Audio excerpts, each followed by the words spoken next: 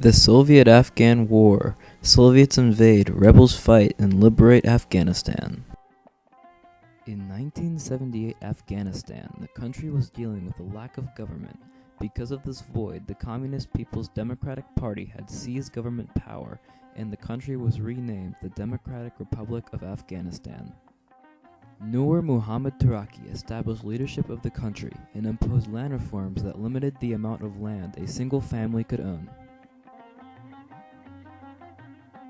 In 1979, the U.S. had a fair presence in Afghanistan but scaled it down after the murder of the kidnapped U.S. ambassador. Also during this time, the Soviet Union had given a fair amount of new military aid to Afghanistan, so Soviet troops were sent to support the new communist government. Not long after this, Afghan soldiers attempted a mutiny in Herat, massacring Soviet citizens living in the area. President Taraki soon found himself in a power struggle with Hafizullah Amin, a politician who had gained much support to take over as prime minister. Taraki was forced to name Amin prime minister, which he was very unhappy with. On a trip to Moscow, Taraki was believed to have been told by Soviet President Leonid Brezhnev to eliminate Amin. Taraki arranged a meeting with Amin where he attempted to have him assassinated. This attempt failed and Taraki was killed in the violence. To combat the growing Soviet presence in Afghanistan, a rebel insurgent group called the Mujahideen was established in the region. This group had become quite large in a short period of time, and because of this, Amin required more Soviet support. The U.S. National Security Advisor flew to Pakistan to rally the Mujahideen to take back Afghanistan.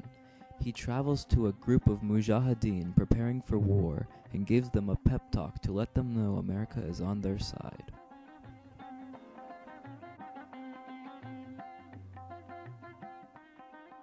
We know of their deep belief in God, and we are confident that their struggle will succeed. You know, that land over there is yours. You'll go back to it one day because your fight will prevail and you'll have your homes and your mosques back again because your cause is right and God is on your side.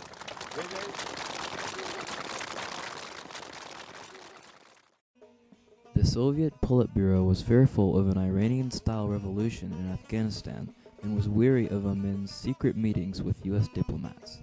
The Soviets ordered more troops into Afghanistan and stormed into the Taj Beg Palace, assassinating President Hafizullah for sympathizing with America. Shortly after, the Soviets installed Babrak Karmal as Amin's successor. In 1980, multiple Mujahideen groups were supported with money and arms by the US, Pakistan, and Saudi Arabia to fight against the Soviets and DRA allies. Because of this, the Soviet Union sent 80,000 more soldiers to occupy Afghanistan.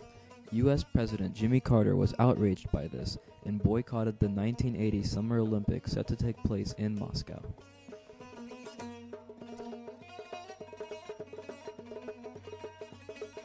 The following interview is of a Soviet veteran who fought in the Soviet-Afghan War for 5 years against the Mujahideen.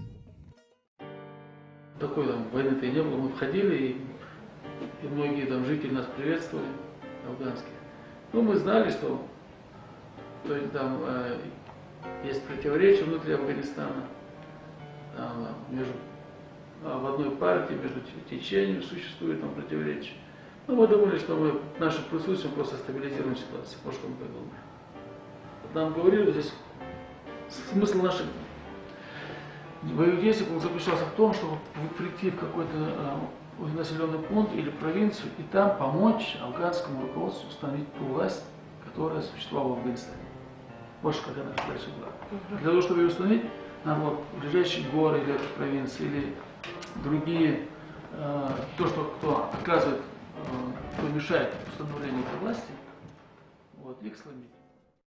In 1981, two Mujahideen coalitions are formed, the moderates and the fundamentalists. Consequentially, the Mujahideen forces become more organized and effective. The following video is raw footage from the war that can serve as an accurate representation for what life was like during the conflict. Background cover, background cover.